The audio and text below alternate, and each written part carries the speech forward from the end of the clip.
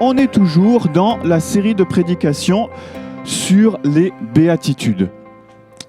Alors, hop. Donc, pour rappel, les béatitudes, un petit peu de contexte.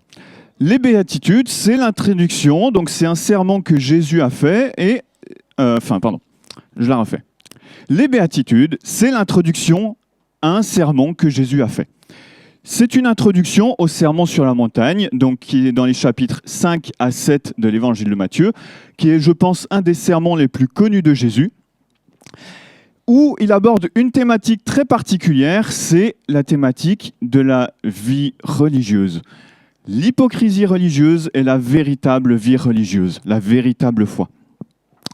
Donc c'est un sermon qui va aborder plusieurs discours. Certains vont dire qu'il y en a 5, d'autres vont dire qu'il y en a plusieurs. En tout cas, ce qu'on peut vraiment voir, c'est que Jésus s'adresse à une foule nombreuse qui le suivait, initialement pour être guéri, être délivré de démons, mais en fait, il en a profité pour les enseigner. Et comment il les a enseignés? Il les enseigne sur la véritable foi. Et donc, précisément, dans ce contexte, Jésus se met en opposition à un groupe très particulier de personnes que sont les pharisiens.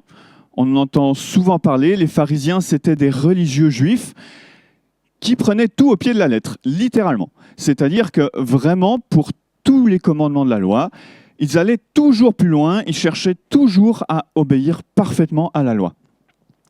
Et Jésus, il les contredit et il les critique très fortement, c'est-à-dire qu'il va les traiter d'hypocrites religieux, parce qu'en fait, ils sont très religieux en superficie, mais en fait, au fond de leur cœur, ils n'aiment pas Dieu. Voilà un petit peu le contexte des béatitudes. Donc, dans les béatitudes, Jésus va dire 9 fois « heureux » ou « béni ». C'est d'ailleurs ce qui va donner son nom à ce texte. Et en fait, dans les béatitudes, il va aborder 8 thématiques. Il y aura la pauvreté d'esprit, c'est-à-dire l'humilité, l'affliction sur le péché, la douceur, le désir de justice, la miséricorde, la pureté de cœur, la paix et pour finir, la persécution. Comment bien finir il a bien fini, n'empêche, sur la persécution. Et pourtant, c'est drôle, il l'a couplé à tout le reste. Mais donc, aujourd'hui, en fait, on va se focaliser précisément sur être pur de cœur. Et donc, voici le plan qu'on va aborder. Première partie, on va voir être pur de cœur. Qu'est-ce que ça veut dire, être pur de cœur? Deuxième partie, voir Dieu.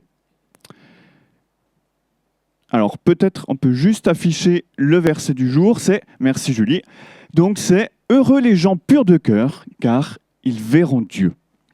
Et donc, c'est le verset 8 de Matthieu 5. Alors, être pur de cœur. La pureté, il y a 2 définitions. Dans les propos de Jésus, en fait, il y a 2 définitions à la pureté. Il y a soit celle qui est donnée par la loi, soit celle qui est donnée par la loi. Attends, je la refais. 2 définitions dans la bouche de Jésus. Soit celle qui est donnée par la loi, soit celle qui est donnée par la loi. Ça peut sembler cocasse, et pourtant, c'est bel et bien vrai. La même loi, c'est-à-dire les commandements que Dieu a donnés dans l'Ancien Testament, donc la première partie de la Bible, donc dans l'Ancien Testament, Dieu s'est révélé à son peuple, il a donné des lois, et cette loi, elle va nous parler de pureté. Et de 2 manières, elle nous parle de pureté. La première, c'est ce qui va s'appeler la pureté rituelle. La seconde, c'est la pureté morale. Alors, un petit point sur ce qui s'appelle la pureté rituelle. Le livre dans lequel vous allez trouver ça en particulier, c'est le Lévitique. Je crois que s'il y a bien un livre dont on prononce le nom, et là, tout de suite, il y a les chrétiens qui ferment leur Bible, c'est Lévitique. Et franchement, moi, c'est un de mes livres préférés de la Bible. Non, je ne suis pas bizarre. Non, je n'aime pas souffrir en lisant la Bible. Non, je vous garantis, le Lévitique, c'est vraiment captivant, en fait. Parce que Dieu nous montre qu'est-ce qui est cher à son cœur.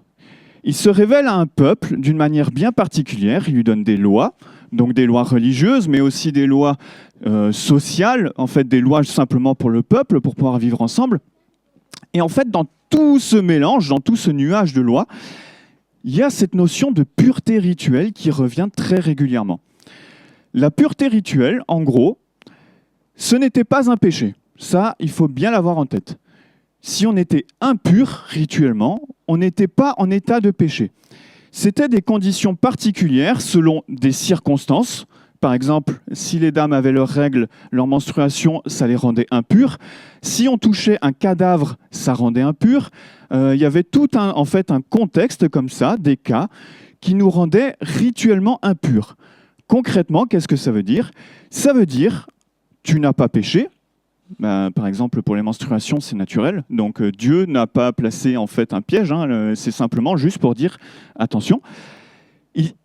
Il dit, en gros, si vous êtes en état d'impureté rituelle, attendez de vous purifier, attendez un certain temps, puis faites des purifications, et après, vous pouvez vous approcher à nouveau de moi. L'objectif de la pureté rituelle, ce n'était pas d'éloigner son peuple de lui, mais c'était bien au contraire de lui faire comprendre, moi, je suis un Dieu saint et pur. Moi, contrairement à vous, je n'ai pas de péché, et rien ne peut me souiller. Le problème, c'est que vous, c'est le cas. Vous êtes pécheur, et il y a des choses qui vous souillent. Et la première chose qui vous souille, c'est votre péché. Et si vous vous approchez de moi, vous allez mourir. Et c'est l'objectif de la pureté rituelle. On prêche jamais là-dessus. Franchement, j'entends très rarement des prédications sur ces aspects du Lévitique. Et pourtant, en fait, même pour nous, chrétiens, à peu près 4000 ans après justement Moïse, en fait, c'est super intéressant. Parce que ça nous aide à comprendre combien Dieu, il est différent de nous en ce sens. Mais la pureté rituelle, en fait, on pouvait être pur rituellement seulement si et seulement si on obéissait à des lois. Pour ça, si par exemple j'allais enterrer quelqu'un de ma famille, il fallait après que je reste dans mon coin, que j'aille faire des purifications, donc il fallait que j'obéisse. Et ça, ce n'est pas suffisant pour pouvoir s'approcher de Dieu, ni pour transformer mon cœur. Et c'est pour ça, et c'est ce que Jésus a vraiment en tête quand il va nous dire « Heureux ceux qui sont purs de cœur », ce n'est pas la pureté rituelle, même si c'est important, et que c'était important à l'époque de Jésus parce qu'ils étaient juifs, mais c'est bel et bien cette notion de pureté morale. Et la pureté morale, c'est une notion qui est beaucoup plus liée à la justice, à la droiture, à faire ce qui est bon, à refuser le mal. Autrement dit, c'est un état intérieur de notre être qui sera droit et juste. On peut être rituellement pur et être pécheur. Par contre, on ne peut pas être pur moralement on peut être pur moralement et en impureté, en état d'impureté, mais on peut être pur moralement et en fait, on pourra s'approcher de Dieu. Mais quelqu'un qui est pécheur ne pourra pas s'approcher de Dieu. Alors, je sais que c'est un peu nébuleux, toutes ces notions, parce que déjà, ça remonte à longtemps. Je n'ai pas forcément mis d'illustration. Je suis d'accord, comme ça, vous venir vous cueillir un dimanche matin avec ces notions-là, pas évident, j'en ai conscience. Mais retenez d'un côté, soit c'était des lois à obéir qui ne nous transformaient pas à l'intérieur, soit cette pureté, c'est quelque chose qui vient me transformer au plus profond de moi-même et qui me donne l'accès à Dieu. En gros. Ok. Voilà pour la notion de pureté. Je ne vais pas m'étendre plus dessus, même si en fait on pourrait vraiment prendre le livre de Lévitique et prêcher dessus, parce qu'il y a tellement à dire que franchement, c'est vraiment incroyable. Mais maintenant, on a vu être pur. Ok. Mais Jésus a dit être pur de cœur. Ok. J'ai un master en biologie, moi tout de suite on me dit cœur, j'avoue que naturellement j'ai tendance à penser à ça. Est-ce que le cœur c'est l'organe qui est en moi? Est-ce que c'est mon cœur qui est présent dans ma cage thoracique qui a besoin d'être transformé? Alors normalement non. Mais par contre, c'est pour ça, encore une fois, c'est toujours cette notion de contexte et de chercher à comprendre comment les termes étaient employés à l'époque. Eh bien, en fait, le cœur, à l'époque, c'était le centre de la personne qui incluait l'esprit, la volonté et les émotions. Si on est honnête, on a encore un peu cette notion. Mais en fait, on l'utilise moins maintenant, c'est un peu plus flou. Et en fait, le cœur, c'est lui qui dirige le reste de notre être par la réflexion, les choix et les émotions. Les Juifs, ils ne séparaient pas les émotions, enfin intellect et émotion. Pour eux, c'était tout ensemble et c'était ce qu'on appelait le cœur. En gros, c'était notre homme intérieur, notre être intérieur. Et le cœur, c'est ce qu'il y a de plus important. Matthieu 6, verset 21, Jésus nous dit « Là où est ton trésor, là aussi sera ton cœur. » Proverbe 4, verset 23 nous dit « Garde ton cœur plus que toute autre chose, car de lui viennent les sources de la vie. » Alors, est-ce que le cœur humain, c'est-à-dire notre être intérieur, est une source de vie en lui-même ? Personnellement, je ne pense pas. Nous, on est simplement des vers qui ont été créés à l'image de Dieu pour être remplis par Dieu. Nous ne sommes pas des sources, nous ne sommes pas des fontaines, nous sommes des réceptacles de la présence de Dieu. Et c'est pour ça que je ne pense pas, quand il est question des sources de la vie, qu'il soit question que, en fait, moi, je sois suffisant, je n'ai pas besoin de Dieu, moi, je suis une fontaine, je peux vivre dans mon coin, et en fait, je peux vivre séparé de Dieu, il n'y a pas de souci. Ma vie est suffisante en elle-même. Mauvaise nouvelle pour nous, les humains, parce que ça fait mal à notre orgueil. Non, on a besoin d'être unis à Dieu, parce qu'en fait, on est dépendant de lui.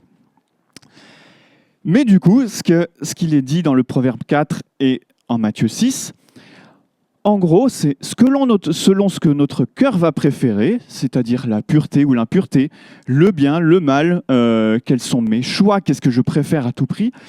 Et bien, en fait, selon ce que notre cœur, selon notre être intérieur va préférer, nous vivrons avec Dieu éternellement ou pas. J'avoue, ça pique. Heureusement, on est d'accord, c'est incomplet. C'est très incomplet. Mais l'inclinaison de notre cœur a un rôle dans ce que l'on va hériter dans la vie éternelle. Est-ce que je vais hériter de la vie éternelle ? Est-ce que je vais hériter de la mort éternelle ? Eh bien, en fait, c'est lié à quels sont les désirs profonds de mon cœur. Le souci, alors à chaque fois que je prêche, je crois que vous commencez à avoir l'habitude et que vous connaissez la rengaine. Le souci, c'est qu'en tant qu'être humain, naturellement, en fait, aucun de nous ne veut Dieu. Naturellement, parfaitement aucun ne désire Dieu. Aucun ne préfère la pureté. Aucun ne préfère le bien. Ça, je vous renvoie à ma prédication de la dernière fois, donc du 22 mars, parce qu'effectivement, on avait vu ces notions, en fait, de « je désire le bien, je suis attiré par le mal, c'est le mal que je vais faire ».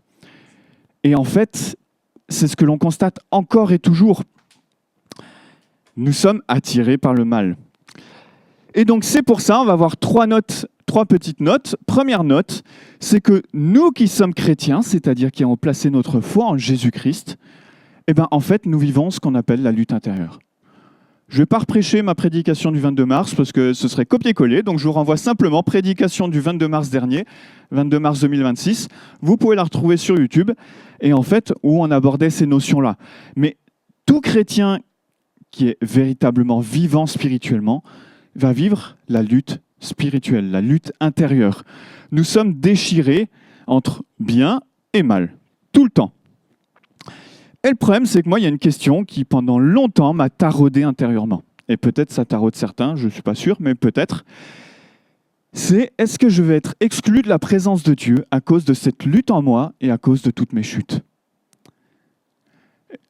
Je réponds tout de suite non. Mais maintenant, je peux répondre non avec mon cœur, mais pendant des années, je vous répondais que non avec la tête. Je n'arrivais pas à faire descendre cette vérité dans mon cœur. J'avais peur, en fait, face à Dieu. Je culpabilisais. Et ça, en fait, je pense que c'est une vraie lutte pour beaucoup. Est-ce qu'en fait, mes fautes, il y a un moment où, en fait, je vais finir par agacer Dieu ? Est-ce qu'à force de, justement, ne pas être suffisamment pur de cœur, je risque pas de lasser Dieu et de le mettre en colère ? Nos amis musulmans nous diraient que oui. Nos amis juifs nous diraient que oui. Beaucoup, si ce n'est toutes les religions, nous diraient oui. La Bible nous dit, elle, que non. Alors, on va lire 1 Jean 2, versets 1 et 2. « Mes petits enfants, je vous écris cela afin que vous ne péchiez pas. Mais si quelqu'un a péché, nous avons un défenseur auprès du Père, Jésus-Christ le juste. Il est lui-même la victime expiatoire pour nos péchés, c'est-à-dire celui qui a payé à notre place, et non seulement pour les nôtres, mais aussi pour ceux du monde entier. » Ce texte, pendant longtemps, j'ai eu du mal. 1 Jean, si vous doutez de votre salut, si vous doutez que Dieu a vraiment fait son œuvre en vous, lisez la première lettre de Jean. L'apôtre Jean a écrit cette lettre à des chrétiens qui étaient découragés, qui avaient peur, qui doutaient, et en fait qui avaient besoin d'avoir un peu des critères pour se rappeler, est-ce que ma foi est véritable ou pas? Et au milieu de tout ça, parce qu'en fait, le passage juste avant, Jean, il envoie un bon gros taquet dans la tête. Il dit en gros, celui qui vit dans la lumière, il connaît Dieu. C'est-à-dire celui qui reconnaît ses fautes et qui veut vivre selon la justice, la droiture. Celui qui vit dans les ténèbres ne connaît pas Dieu et sera séparé de lui. Alors je reparaphrase, mais c'est l'idée. Vous allez me dire, mais quel est le lien, tout ça, avec le fait d'être pur de cœur? Eh bien, en fait, quand on parle de « heureux ceux qui sont purs de cœur », tout de suite, ça nous met une pression. Tout de suite, on se dit « mais en fait, il faut que je sois pur de cœur ». Tout de suite, il faut que je produise quelque chose en moi. Tout de suite, en fait, moi, ça me panique ce genre de texte. Parce que je me dis, en fait, je ne suis pas suffisant. J'ai besoin de faire quelque chose. Je ne suis pas pur de cœur, naturellement. Et c'est pour ça qu'il y a ce genre de texte que l'apôtre Jean a écrit aussi.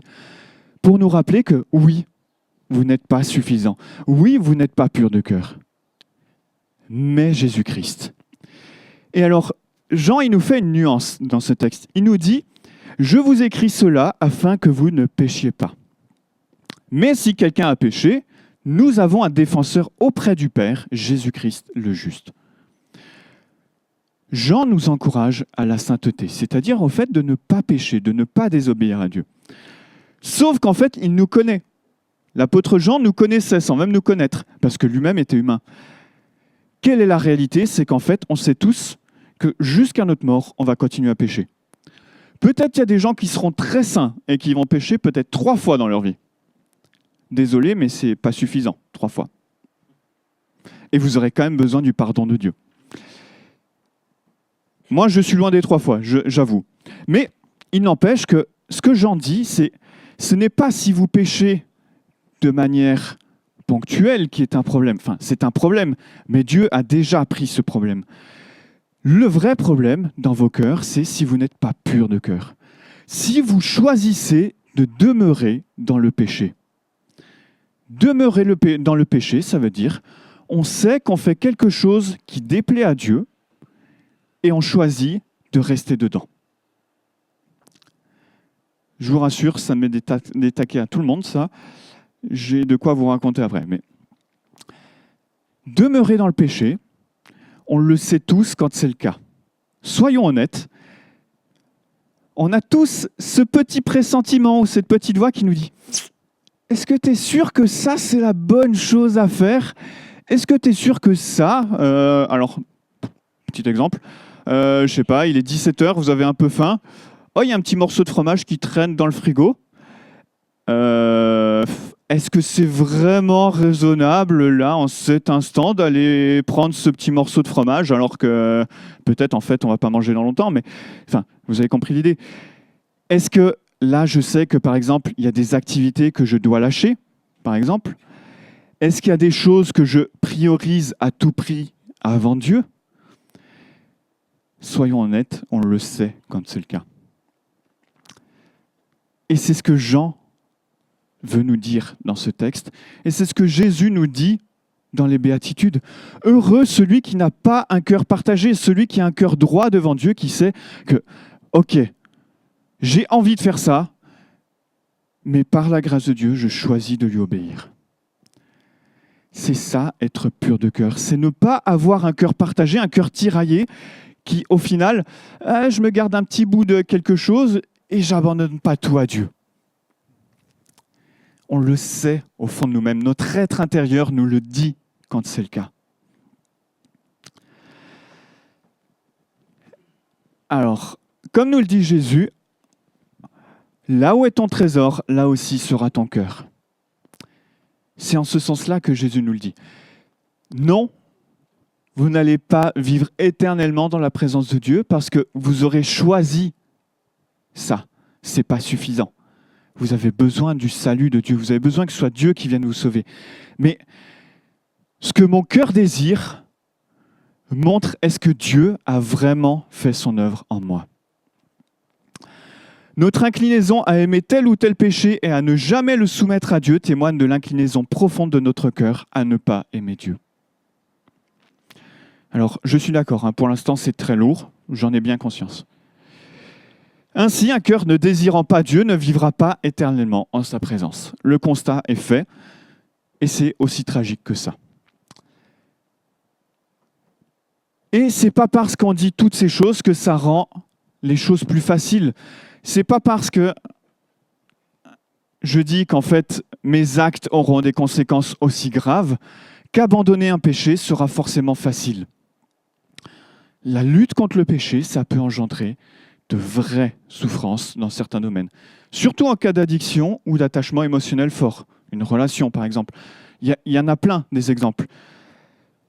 Mais toute chose qui est une source de chute face à Dieu, qui fait que face à Dieu, on sente que notre cœur n'est plus droit, qu'il est divisé, alors il faut s'en débarrasser. Et c'est là où justement je vais commencer à avoir des propos peut-être un peu plus nuancés. Je vais vous donner un exemple très personnel. Je suis addict aux jeux vidéo et à YouTube. Je vous le dis, alors que ça fait presque 10 ans que je suis chrétien. J'avoue que j'ai la gorge qui se resserre un peu. Mais personnellement, je suis addict aux jeux vidéo et à YouTube, au divertissement. On n'a pas trop de jeunes aujourd'hui, mais je sais que, et surtout chez les jeunes générations, c'est quelque chose de très fréquent. On passe tellement de temps devant les écrans, tellement facile d'en tirer notre plaisir. Il n'empêche que moi, ça fait à peu près 10 ans que je suis devenu chrétien, et dans ma vie d'avant, je vivais pour les jeux vidéo. J'ai vécu plus de 10 ans à jouer des heures et des heures et des heures. J'ai construit ma vie, mon identité dessus, sur le divertissement, sur les musiques. Et en fait, c'est un constat que j'ai fait encore hier. Ça a profondément transformé ma personne intérieure. Ça a altéré mon péché, a altéré ma perception du plaisir dans les choses bonnes. C'est-à-dire qu'il y a des choses, en fait, qui seront bonnes, d'aller faire du sport ou autre, je vais prendre beaucoup un plaisir à ça. Autant vous dire que quand je dois choisir de ne pas regarder une vidéo YouTube, quand là j'ai dû désinstaller les jeux que j'avais choisi de réinstaller pour réessayer, autant vous dire que ça fait mal. Ça fait très mal. En fait, ça prend la joie de vivre. Ce n'est pas le cas de tout le monde. Ça, c'est particulièrement le cas pour les addictions ou pour les péchés qui sont profonds. Quand Dieu va toucher à une idole, c'est-à-dire à quelque chose qu'on priorise, qu'on va donner plus de valeur qu'à Dieu. Mais en fait, c'est une illustration simplement pour dire déjà qu'en fait, pour ceux pour qui c'est le cas, en fait, déjà, vous n'êtes pas tout seul. Le péché, ça fait mal. Ça fait mal pour tout le monde. Et c'est pas parce qu'on n'a pas une addiction, qu'on ne doit pas couper une relation, qu'on ne doit pas couper quelque chose qui nous est vraiment précieux, que ça fait pas mal en fait. C'est toujours un choix de choisir d'obéir à Dieu. Dieu va nous bénir par sa joie et par sa présence, systématiquement. Mais je dois bien reconnaître que les fois où j'ai envie de jouer et que je ne joue pas, sa présence, j'ai du mal à l'apprécier. Et pourtant, il faut quand même que je fasse cet effort-là. Il va falloir que je persévère dans le temps pour ne pas chuter et ne pas donner prise au péché sur mon propre cœur. Et c'est le cas pour chacun d'entre nous. C'est cette lutte intérieure que l'on vit tous, en fait. Et est-ce que être pur de cœur, ça veut dire que vous ne serez pas tentés? Est-ce que ça veut dire que vous n'allez jamais pécher? Non. Être pur de cœur, ça veut dire que Jésus-Christ est votre Sauveur et votre Seigneur, et que jour après jour, vous allez revenir à lui, reconnaître, ok, là Seigneur, j'ai foiré, je t'ai désobéi, j'ai fait ce qui est mal, et j'en suis désolé. et je veux vraiment m'en détourner. Et on réessaye par sa grâce. Et on risque de rechuter, ok. Mais comme nous le rappelle, nous avons un avocat auprès du Père qui prie pour nous relever, nous redonner la force et nous pardonner quotidiennement. Et c'est le but de cela. Jésus dit « Heureux celui qui devant Dieu n'aura pas un cœur partagé. » Pourquoi ? Parce qu'il va pouvoir voir Dieu. Alors, deuxième petite note. Là. Donc nous sommes tous encore à la merci des tentations et de l'appel de la chair, c'est-à-dire de l'appel à désobéir à Dieu, à ne pas vouloir l'aimer et donc à ne pas vouloir nous soumettre à lui. Ça, c'est normal. Mais choisir de rester dans le péché sans lutter contre le péché véritablement témoigne d'un profond souci dans notre foi, dans notre cœur. Et chrétiens, je parle de chrétiens qui ont reçu le Saint-Esprit, qui ont été transformés par Jésus-Christ, qui ont une foi véritable, oui, le péché est une puissance. Le péché est quelque chose qui vient nous endurcir. Comment est-ce que j'en suis revenu après plus de 10 ans à rejouer régulièrement aux jeux vidéo ? Juste à un moment, je me suis dit, et si je regardais une vidéo ? Et je le savais très bien qu'en choisissant de faire ça, ça allait ouvrir la porte à quelque chose de beaucoup plus gros. J'ai choisi de le faire. Et dès lors qu'on ouvre cette porte, qu'est-ce que ça fait ? Eh bien, ça nous place en fait sous la puissance du péché à nouveau.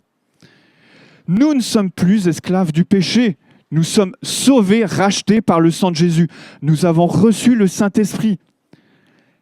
Et oui, par la grâce de Dieu, nous pouvons vivre en nouveauté de vie. Oui, nous pouvons vivre une vie d'obéissance.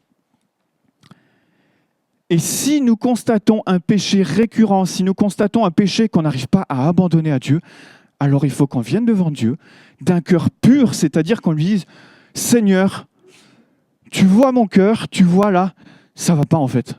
Là, ça va vraiment pas. Et je cherche à m'auto-justifier ou je cherche à chercher à le garder à tout prix, mais ça va pas, ça va pas. Et je veux être honnête devant toi.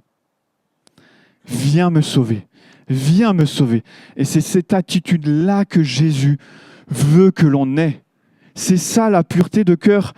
Seigneur, c'est toi qui peux me sauver, viens me sauver. Tu vas le faire dans ta grâce. Ça va prendre du temps pour certains. Et il y a certains péchés, effectivement, qui sont beaucoup plus longs à traiter que d'autres. Mais Dieu va forcément finir par nous sauver. Et ça, on a l'assurance que d'ici la fin de notre vie, à la fin de notre vie, dans tous les cas, par la grâce de Dieu, on sera victorieux en Jésus-Christ par le Saint-Esprit. Et ça, c'est pour ça, je sais que c'est très lourd ce que je vous ai partagé, mais il faut vraiment le garder en tête parce que ça nous donne de nous accrocher à tout prix à cet espoir.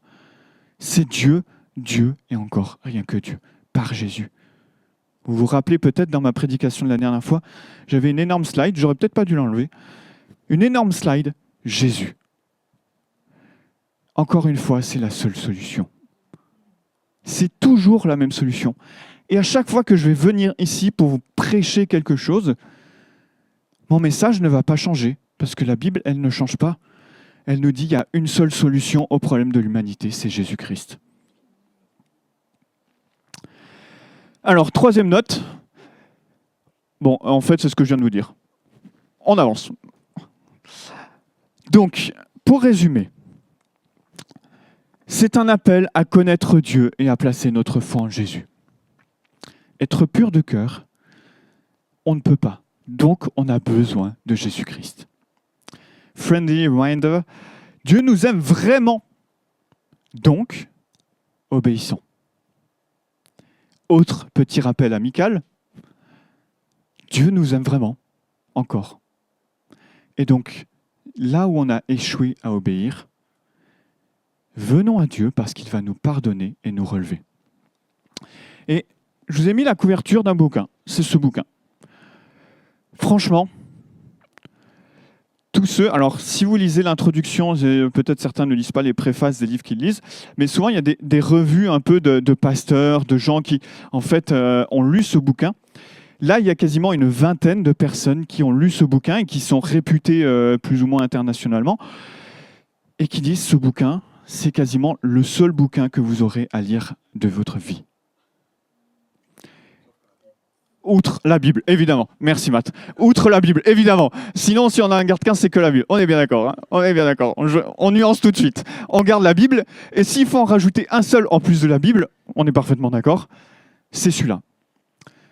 Celui-là, j'avoue qu'il a transformé ma manière de voir Dieu et de m'approcher de Dieu.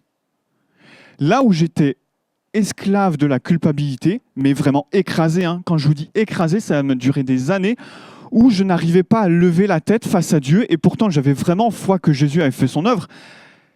Mais il y avait toujours cette voix qui revenait me dire « Mais t'es pas suffisant, t'as encore péché ». Je ne comprenais pas, j'étais écrasé.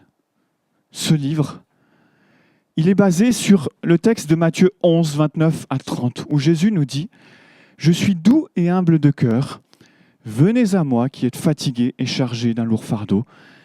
Prenez mon joug car il est léger, et prenez mon fardeau, car il est doux. » C'est le seul passage de la Bible où il est question du cœur de Jésus. Et c'est le centre de ce bouquin. Il nous dit que notre conception de Dieu n'est absolument pas la même. Si vous êtes chargé de culpabilité, ce livre est pour vous. Il vous montre, voilà l'œuvre que Dieu a faite et veut faire en vous. C'est pour ça, parce qu'un passage pareil, là, que je suis en train de vous apporter, de nous apporter plutôt, il est terriblement dur. On l'apporte sous l'angle de l'obéissance et des conséquences. On n'aime pas ça. Et on n'aime pas ça parce qu'on n'y arrive pas. Et c'est pour ça qu'on a besoin de se rappeler à tout prix la grâce. Toujours. Toujours. Si on reste écrasé par la culpabilité, ça veut dire qu'il y a quelque chose qui ne va pas. Et effectivement, il est probable que l'ennemi utilise ça. La culpabilité est quelque chose de bon que Dieu va utiliser pour nous amener à nous détourner du mal. C'est le but de la culpabilité. Sauf que si la culpabilité nous écrase et nous empêche de nous approcher de Dieu, alors elle a raté son but. Ok. Bon, deuxième aspect, promis, ce sera plus court et c'est surtout beaucoup plus joyeux. Je crois que vous avez aussi un peu l'habitude, hein, à chaque fois je fais toujours la mauvaise nouvelle et après la bonne nouvelle. Enfin, vaut mieux dans ce sens que dans l'autre, hein, on est d'accord. Mais donc, deuxième partie du verset des Béatitudes, Jésus nous dit « Heureux ceux qui sont purs de cœur, car ils verront Dieu. » Voir Dieu, il y a deux aspects. Alors, j'ai essayé de lire plusieurs commentaires bibliques. Et en fait, j'ai deux commentaires différents qui ont présenté le fait de voir Dieu. Il y en a un qui expliquait que voir Dieu, c'était un hébraïsme, c'est-à-dire que c'était quelque chose qui était très employé dans la langue hébreu. Ça signifiait posséder Dieu, se réjouir de sa félicité, de sa présence. Voir, c'était avoir Dieu et lui appartenir. Et d'un autre côté, donc ça c'était Adam Clarke qui nous le disait, Albert Barnes nous dit que voir la face de quelqu'un ou être en présence de quelqu'un, en fait pour les Juifs c'était une grande faveur. Et donc c'était un grand honneur d'être en présence des princes et des rois et d'avoir la permission de les voir. Alors on a vachement perdu ça. S'il y avait M. Macron qui venait, est-ce qu'on arriverait à considérer ça comme un honneur? Peut-être pas. Et pourtant ce serait le cas en fait. Parce que le président vient quand même nous voir. Rien que le rôle a un rôle à jouer. Et en fait, simplement, cette notion de dire voir quelqu'un, c'est un honneur. C'est ça que ça illustre. Et donc, quand Jésus dit voir Dieu, ça va être cet honneur de pouvoir assister à sa présence, mais en plus lui appartenir et l'avoir. Et entendons-nous bien, hein, ce n'était absolument pas des positions politiques dans un sens ou dans l'autre hein, que j'ai fait avant. C'était uniquement pour illustrer. Je préfère clarifier parce que jamais de politique lorsqu'on prêche. Ça, il faut être bien au clair là-dessus. Et alors, on va lire un gros texte. Malheureusement, je ne l'ai pas donné à Julie, donc je vais le lire. Il va falloir suivre ma douce voix rocailleuse. C'est Apocalypse 21, versets 1 à 8, et ensuite la fin du chapitre 21, où il est question de cette illustration de voir Dieu. C'est l'apôtre Jean qui raconte, encore une fois. « Puis je vis un nouveau ciel et une nouvelle terre, car le premier ciel et la première terre avaient disparu et la mer n'existait plus. Je vis descendre du ciel d'auprès de Dieu la ville sainte, la nouvelle Jérusalem, préparée comme une mariée qui s'est faite belle pour son époux. j'entendis une voix forte venant du ciel qui disait « Voici le tabernacle, donc l'endroit de l'habitation de Dieu, parmi les hommes. Il habitera avec eux, ils seront son peuple et Dieu lui-même sera avec eux, il sera leur Dieu. Il essuiera toute larme de leurs yeux, la mort ne sera plus, il n'y aura plus ni deuil, ni cri, ni douleur, car ce qui existait avant a disparu. » Celui qui était assis sur le trône dit, donc Dieu, « Voici que je fais toutes choses nouvelles. » Il ajouta, « Écris cela, car ces paroles sont dignes de confiance et vraies. » Puis il me dit, « Je suis l'alpha et l'oméga, le commencement et la fin. À celui qui a soif, je donnerai à boire gratuitement de la source de l'eau de la vie. Le vainqueur recevra cet héritage, je serai son Dieu et il sera mon fils. Quant aux lâches, aux incrédules, aux pécheurs, aux abominables, aux meurtriers, à ceux qui vivent dans l'immoralité sexuelle, aux sorciers, aux idolâtres et à tous les menteurs, leur part sera dans l'étang ardent de feu et de soufre. C'est la seconde mort. » Alors, je ne vais pas lire la fin du chapitre parce que c'est un peu long. Simplement, voir Dieu, ce n'est pas juste, on va se retrouver pour l'éternité face à face avec Dieu, à se regarder dans le blanc des yeux. Entendons-nous bien. Voir Dieu, c'est cette notion que un jour, la plus grande espérance que la Bible nous présente va s'accomplir. On va vivre dans la présence même du Créateur. Celui dont on entend parler depuis des milliers d'années, dont on voit les œuvres. On a vu Jésus, l'image parfaite du Père, mais en fait, Dieu le Père, par exemple, on ne l'a jamais vu. Seul le Fils l'a vu. Et un jour, on a cette assurance, par la grâce de Dieu, qu'on sera dans sa présence. Pourquoi est-ce que les purs de cœur sont heureux ? Parce qu'ils vont vivre éternellement en présence de Dieu. Oui, abandonner votre péché, ça va vous coûter. Oui, ça va vous faire mal. Oui, parfois, ça mène vraiment à des situations horribles dans la vie. Quel est notre réconfort ? À quoi est-ce qu'on s'accroche ? Au fait qu'un jour, on va voir Dieu, on sera dans la présence de Dieu. Et ça arrive. Et cette espérance, elle est tellement grande que non seulement ça vient justifier cette obéissance qui coûte à tout prix, mais en plus, ça vient justifier aussi, accrochons-nous à Dieu, malgré tout ce qu'on peut vivre sur cette terre. Il y a des choses innommables que l'on peut vivre. Des souffrances innommables. Et c'est le cas. C'est vraiment le cas. Et pourtant, il y a quelque chose qui a tellement encore plus qui est encore plus précieux, qui a encore plus de valeur et qui un jour va faire que ce sera tellement merveilleux. Comme une femme qui accouche, on va oublier les douleurs de ce qu'on a vécu sur terre.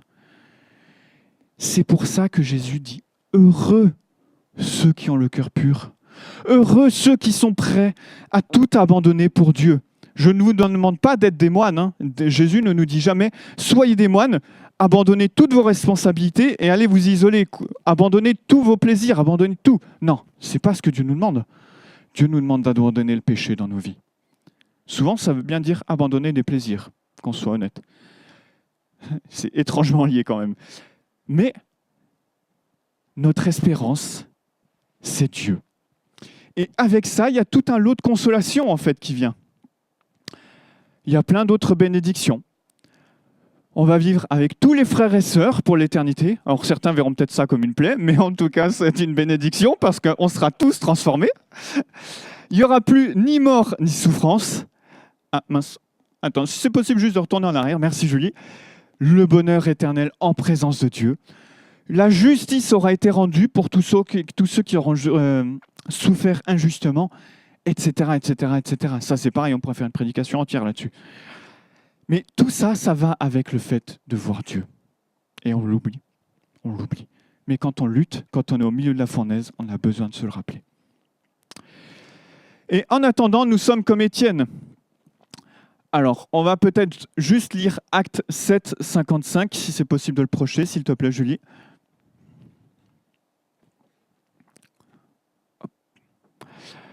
Mais Étienne, rempli du Saint-Esprit et fixant les regards vers le ciel, vit la gloire de Dieu et Jésus debout à la droite de Dieu. Étienne, pour rappel, à ce moment-là, il était en train de se faire lapider. pas fun. Et visiblement, il a une grâce toute particulière, c'est de voir le ciel ouvert. Je ne dis pas que nous sommes tous appelés à le vivre, parce qu'on n'est pas tous appelés à mourir en tant que martyrs non plus. Mais ce que l'on voit, cette attitude d'Étienne qui regarde au ciel. Il attend. Il contemple Jésus-Christ, il contemple Dieu le Père. Et ça, nous chrétiens, c'est notre rôle. Si vous dites, mais je ne suis pas chrétien, je ne sais pas ce que ça veut dire être chrétien. Je crois que s'il y a bien une chose qu'il faut retenir, c'est, en fait, on regarde à Dieu et on s'attache à Dieu. En fait, on ne fait rien. On a juste à contempler Dieu. Contempler Dieu. Et en attendant, je pense qu'on peut juste remettre l'image, s'il te plaît, Julie. Je te dérange, désolé. En attendant, c'est comme si on voyait, comme dans un miroir. Et c'est le texte d'un Corinthiens 13 qui nous le dit, on ne va pas le lire, mais il nous dit en gros simplement, pour l'instant, l'éternité, on la voit comme si on regardait dans un miroir. Alors à l'époque, les miroirs, ce n'étaient pas les beaux miroirs qu'on a maintenant qui nous montrent toutes les imperfections qu'on a le matin. C'était en gros comme des bassines en métal qui étaient lustrées. Alors, on arrivait plus ou moins à discerner des ombres, mais on n'allait jamais voir le point noir qui était apparu au cours de la nuit. Donc, effectivement, on voyait, on distinguait ce qui allait se passer, mais on ne pouvait pas discerner précisément. Et c'est pareil pour nous, encore une fois. Nous, on le voit de loin, mais on ne le discerne pas encore. Et c'est pour ça, c'est un rappel encore aujourd'hui, toujours. Ma prédication ne changera peut-être jamais, en fait. Peut-être que vous reviendrez dans 20 ans. Je prêcherai toujours de la même manière, je prêcherai toujours la même chose. Regardons à Jésus-Christ, parce que c'est ce que la Bible nous enseigne. Et c'est en regardant à Jésus que les choses vont pouvoir venir de la vie éternelle. Alors, j'aimerais conclure. Voici 4 situations différentes. Peut-être vous n'êtes pas encore chrétien. Ça va être le bingo d'Every Nation ce matin. Peut-être vous n'êtes pas encore chrétien. Peut-être vous êtes un chrétien en situation de péché maintenu. J'avoue, ça a été mon cas au cours des derniers temps. Peut-être vous êtes un chrétien chargé de péché. C'est-à-dire que vous avez péché, mais vous en êtes repenti, et pourtant vous êtes encore accusé, vous êtes encore écrasé par le fardeau de votre péché. Ou alors, vous êtes un chrétien qui se pense arriver. En fait, si on regarde, il n'y a aucune de ces situations qui est idéale. Et toutes ces situations, alors, outre, peut-être, si on n'est pas chrétien, en fait, c'est juste un appel à placer sa foi en Jésus. Et ça, c'est vraiment le début de la route avec Dieu. Mais pour les 3 autres, si on est chrétien, qu'on soit en situation de péché, de désobéissance, qu'on soit chargé de péché ou qu'on se pense arriver, dans les 3, il y a besoin de repentance et il y a besoin de la foi en Dieu. Si on est en situation de péché, désolé, on a besoin de se repentir et d'abandonner notre péché. C'est là où ça coûte. Si on est chargé de péché, encore une fois, je vous conseille vivement la lecture de ce bouquin. Et si vous voulez, éventuellement, je peux le prêter à une personne. Il faudra juste que je pense à le noter, mais le problème, c'est que j'en ai qu'un. Et si on se pense arriver, ça veut dire qu'il y a quelque chose qu'on n'a pas compris. Ou alors qu'on ne voit pas notre péché. Et je crois que c'est surtout le cas. Et encore une fois, on a besoin de repentance. Donc la conclusion, le bingo Every Nation, tous, peut-être c'est la première fois que vous venez, bienvenue, eh bien, auquel cas, il y a encore une seule et même solution, c'est de regarder à Dieu. Et pour ça, je vous propose 4 pistes qui sont peut-être un peu plus concrètes, parce que je peux vous dire, il faut lire la Bible, il faut prier. Oui, ok, ça, on le sait tous, on a besoin de rappeler, mais ok. De manière pratique, participer au groupe de maison. Les groupes de maison, ce sont des petits groupes où, en gros, on peut apprendre à se connaître mieux les uns les autres, où on peut discuter honnêtement. Dire, alors là, moi, en ce moment, en fait, ça ne va pas. En ce moment, je lutte vraiment avec tel péché. Alors, dans le respect de ce qui se peut se dire ou pas se dire, on est bien d'accord. Mais là, en fait, en ce moment, ça ne va pas. Et j'ai besoin que vous me souteniez. Les groupes de croissance, c'est un peu pareil, mais différent. Les groupes de croissance, c'est soit les hommes d'un côté, soit les femmes de l'autre. On essaie plus ou moins de faire par tranche d'âge.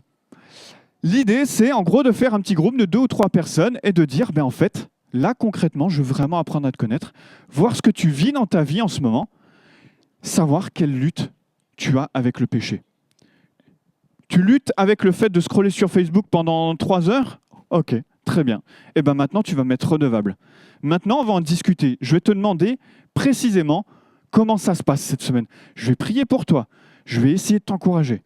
Mais on va lutter ensemble pour ce péché. Le groupe de croissance, la différence du groupe de maison, c'est que ça peut permettre de parler de certains péchés de certains péchés dont on ne peut pas parler avec tous. Typiquement, allez, je balance la masturbation, par exemple, les péchés sexuels. Si on a des choses qui sont peut-être, par exemple, plus de l'ordre du ministère, c'est intéressant que quelqu'un qui soit dans le ministère puisse en discuter avec quelqu'un qui soit dans le ministère pour être compris. L'idée, en fait, c'est qu'on ne vit pas tous les mêmes choses. Déjà, si on est homme ou femme, et en plus, selon notre tranche d'âge, selon si on est marié, selon si on a des enfants ou pas. Et donc, on a besoin de trouver des gens qui nous comprennent. Et à qui je peux dire, bah là, j'ai besoin de ton aide, ou au contraire, gloire à Dieu, parce que franchement, Dieu, il m'aide, et ça va vraiment mieux. C'est le cas aussi. Et encore une fois, pour finir, prêchons-nous l'évangile les uns aux autres. Oui, il fait beau aujourd'hui. On en a tous discuté. J'ai besoin que vous me rappeliez premièrement que Jésus-Christ est mort pour moi. Sérieusement. Et c'est pas en se demandant, est-ce que ça va? Oui, oui. J'avoue, je le fais, on le fait tous. De rester sur des discussions superficielles, c'est pas ça qui va nous amener à une croissance spirituelle. On a besoin de se rappeler l'évangile, on a besoin de s'encourager concrètement les uns les autres. Et je sais qu'il y en a qui le font vraiment très bien. Et certains qui vont partager des textes, ils vont dire « Allez, on se bouge !» Alors Richard, typiquement, il n'est pas là aujourd'hui, et je pense que c'est pas plus mal. Mais comme ça, peut-être il verra le replay. Mais en Richard, c'est le genre de mec, il est 8h du mat. Alors quand on avait les temps de prière ici à 6h30, il y a un an, là à l'église, on avait des temps de prière à 6h30. 6h30, moi je suis dans le coltard. Il y a Richard qui est là. Ouais, taquet, prêt à nous encourager et à nous mettre un bon coup de pied aux fesses pour la semaine. Eh bien franchement, ça fait du bien. Ah, j'avoue, c'est pas agréable, hein, mais ça fait du bien en fait. Donc, voilà. Bon, désolé, c'était un peu plus long que prévu, mais en tout cas, j'espère que vous avez saisi l'idée. Regardons à Dieu et encourageons-nous les uns les autres.